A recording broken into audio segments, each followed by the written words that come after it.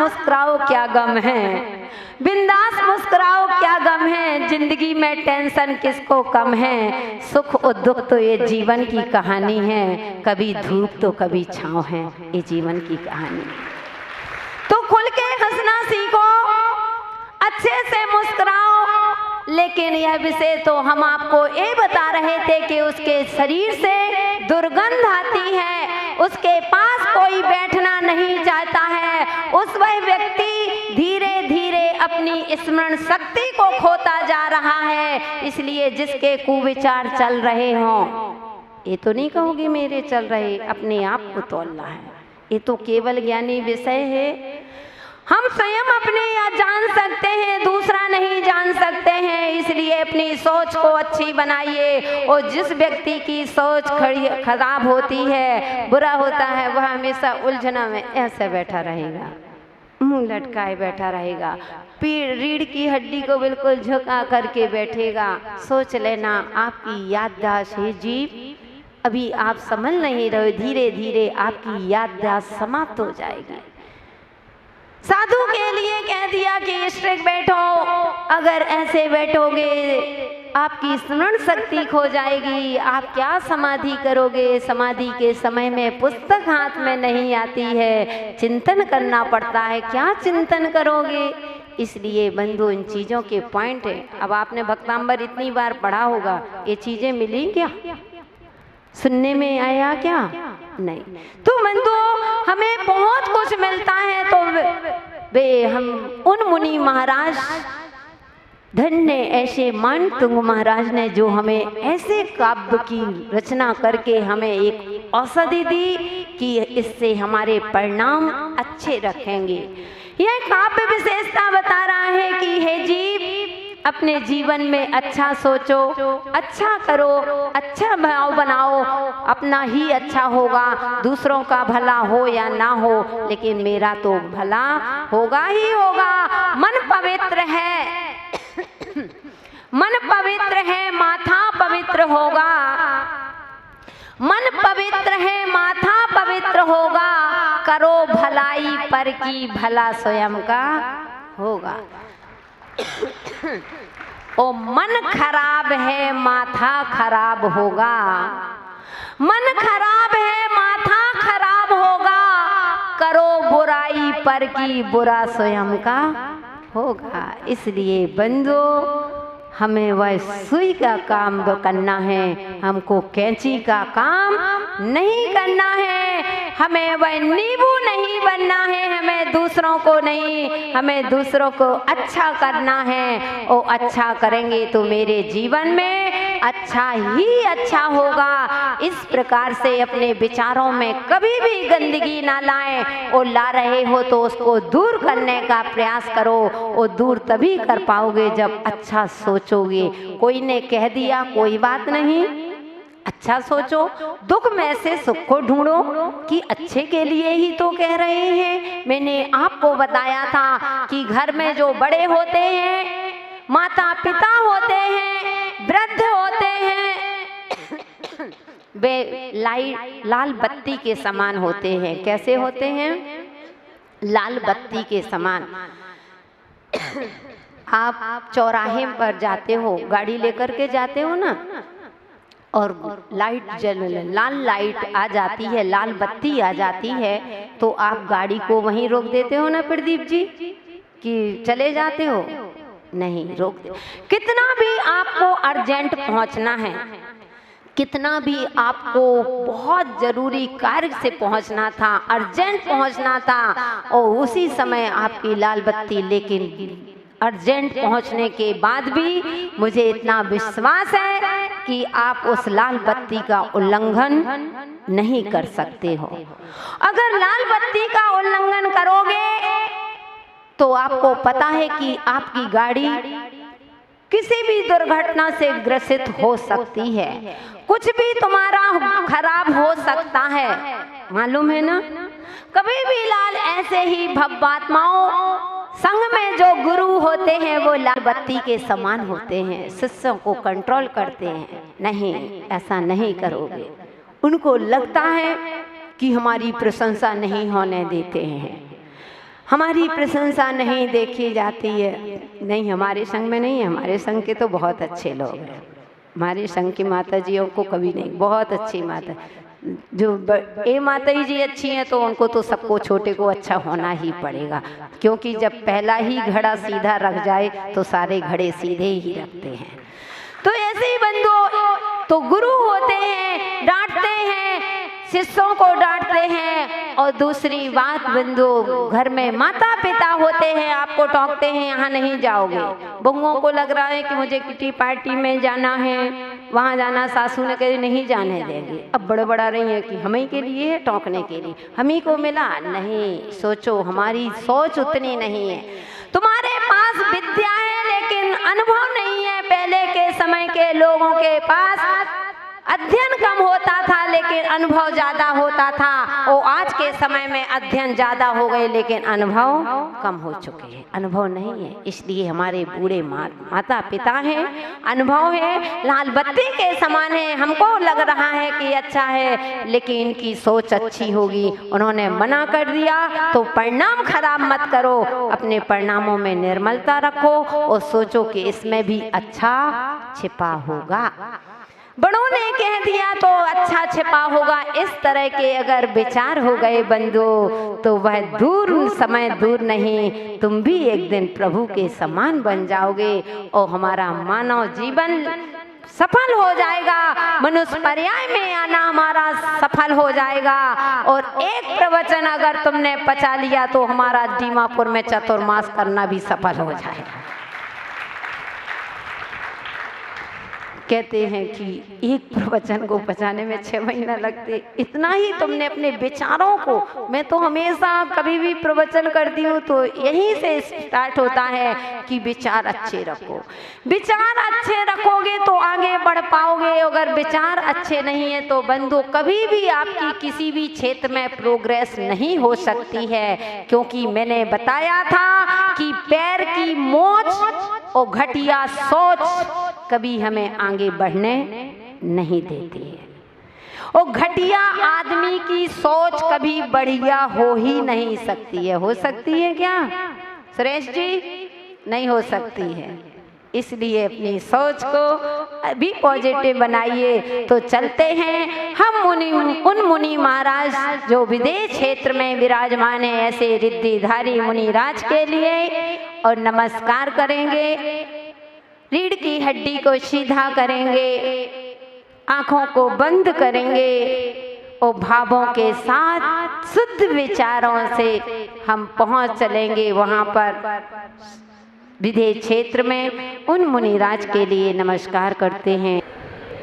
आसरी राजीव गणा उबजुता दंसणी अणाणियो सायारी मणायाना लक्कण में हम तुसे धानम मूलोत्तर पैडीणम बंधोदय सत्कम उम्मुक्का मंगलबुदा सिद्धा अट्टगुणात् गुरुवहा पंतिनो नित्यम ज्ञान दर्शनायिका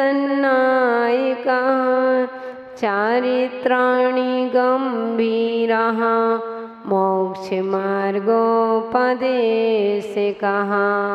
मोक्ष मार्गोपदेशकः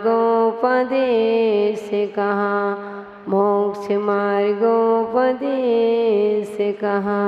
जय मुनि अनंतानंद सत परमेष्टि भगवान की, त्रिलोक पूज्य पंच परमेष्टि भगवान की, 1008 देवादिदेव आदिनाथ भगवान की, 1008 ममसंग मुनय श्री शांतिनाथ भगवान की, 1008 चिंतामणि पार्श्वनाथ भगवान की, 1008 मूलायक भगवान महावीर स्वामी की, परम पूज्य संत श्रोमणी आचार्य गुरुदेव 108 विराग सागर जी महामुनि राज की, अहिंसा में विश्व धर्म की। धर्मस्नेही बंधु, हमारा यहाँ पर विषय उन सिद्धों की आराधना का चल रहा था। कहते हैं एक बार भगवान के सामने हम इस सिद्ध भक्ति को पढ़ते हैं तो कितना भी दुर्भाग्यशाली हो उसका दुर्भाग्य सौभाग्य में बदल जाता है। यह सिद्ध भक्ति की विशेषता हुआ करती है। इसलिए बंधुओं, जिस प्रकार से मैंने बताया था कि आप मंदिर जाते हो, भगवान की आराधना सबसे पहले दर्शन करते हो ना। देव दर्शन देव देवश दर्शनम पापनाशनम, यानी दर्शन पाठ पढ़ते हैं। दर्शन पाठ के साथ साथ एक रूटीन बनाइए, एक ऐसा नियम बनाइए कि हम सिद्ध भक्ति जरूर पढ़ेंगे, क्योंकि बंधुओं स्वार्थी संसार है, आप ही नहीं, स्वार्थी संसार है।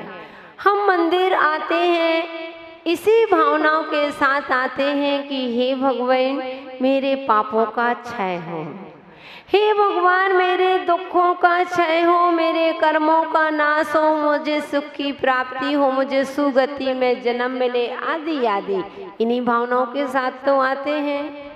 क्या ये थोड़ी कि हमने जैन कुल में जन्म ले लिया, अब मंदिर जाना अनिवार्य है तो मंदिर हो आओ बस हो गई। मन में कोई किसी भी प्रकार की भावना नहीं, मन में हमारा कोई लक्ष्य नहीं, मन में हमारा उद्देश्य नहीं, मात्र हम शून्यता के साथ जाते हैं। और तुमने जपो सो हमने जपो स्वाहा, वो चले आए। उन्होंने चावल चढ़ा दिया तो हमने भी चावल चढ़ा दिया। उन्होंने 3 परिक्रमा लगा ली तो मैंने भी 3 परिक्रमा लगा ली। उन्होंने है तो गंधोदक ले लिया तो मैंने भी गंधोदक ले लिया। उन्होंने नमस्कार कर लिया तो मैंने भी नमस्कार कर लिया। उन्होंने कायोसक कर दिया तो मैंने भी कायोसक कर लिया। अरे किस दृष्टि से किया, क्यों किया, कैसे किया, इसका पता नहीं है माता जी। करते तो हैं लेकिन क्यों किया, किस लिए किया। इसलिए बंधु हम क्यों करते हैं, इसलिए करते हैं कि हमारे कर्मों का क्षय हो। मेन सबसे उद्देश्य भगवान मेरे दुखों का क्षय हो, कर्मों का क्षय हो। और किसके लिए, किसकी प्राप्ति के, बोधि की प्राप्ति हो। हे भगवान सुगति में मेरा गमन हो, हे भगवान समाधि पूर्वक मेरा मरण हो। इस प्रकार से हम जब भावना भाते हैं बंधो, और फिर भी कहते हैं कि हमारा जो दुख है वह दूर नहीं हो पाता है। कारण क्या है, इसलिए बंधु कोई कारण नहीं। हमने पूर्व में ऐसा पाप किया था, हमने पूर्व में इतना पाप किया था, लेकिन यहाँ पुण्य क्रियाएं चल रही हैं। ध्यान रखना, पुण्य क्रियाएं कर रहे हो वह तुमको दगा नहीं दे सकती, उसका फल तो आपको मिल ही रहा है। बस इतना है, पूर्व में हमने तीव्र पाप कर्म का पाप बांधे थे तो वह मात्र क्षण मात्र में अब निकल तो रहे हैं, अब धीरे धीरे तो होगा। आप सोचो कि एकदम से हमारी कर्मों की निर्जरा हो जाए तो इतने पुण्यशाली तो हो नहीं हो, इतना पुण्य तो करते नहीं हो। बस एक टाइम ही तो मंदिर आते हो, सुबह ही तो आप मंदिर आ रहे हो, इतना ही तो चल रहा है। इसलिए बंधुओं तो अभी वैसे भी हमने बता चुके हैं कि अभी आपका पाप का पहिया ट्रैक्टर का है और पुण्य का पहिया साइकिल का है। अब वह गाड़ी कब तक चलेगी, इसलिए कभी भी धार्मिक क्रियाएं करते हैं हमें पुण्य तो उतना बराबर ही लगता है। बस इतना है कि जब पाप कर्म के आगे हमारा वह पुण्य दिखाई नहीं देता है। इसलिए यहाँ पर उन सिद्ध भगवान की आराधना चल रही थी, उनके गुणों को हम देख रहे थे। कौन कौन से वे सिद्ध भगवान हैं, कैसे सिद्ध परमेष्टि का क्या लक्षण है, सिद्ध परमेष्टि का। सिद्ध परमेष्टि किसे कहते हैं बताओ, कोई बताएंगे क्या? सिद्ध परमेष्टि किसे कहते हैं? जोर से बोलो। ठीक, जिन्होंने 8 कर्मों को नष्ट कर दिया है। 8 कर्म कौन कौन से होते हैं? दर्शनावरणी, ज्ञानावरणी,